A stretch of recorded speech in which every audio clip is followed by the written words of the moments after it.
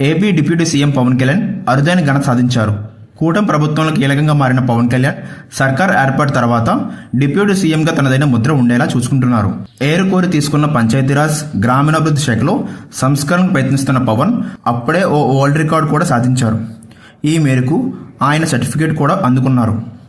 రాష్ట్ర వ్యాప్తంగా పవన్ కళ్యాణ్ గారు ఒకే రోజు 13,326 గ్రామ పంచాయతీలో గ్రామ సభల నిర్వహణకు ప్రపంచ రికార్డు నెలకొల్పడం జరిగింది.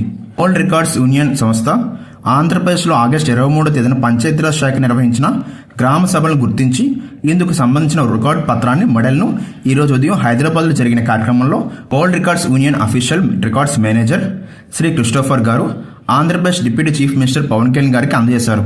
ఒకే రోజు ఈ స్థాయిలో ప్రజలు భాగ్యస్వామ్య సభలు నిర్వహించడం అతిపెద్ద గ్రామ పాలనకు గుర్తిస్తున్నట్లు వరల్డ్ రికార్డ్స్ యూనియన్ ప్రతినిధి తెలియజేయడం ఆనందంగా ఉంది అంటూ జనసేన ట్విట్టర్లో ట్వీట్ చేసింది.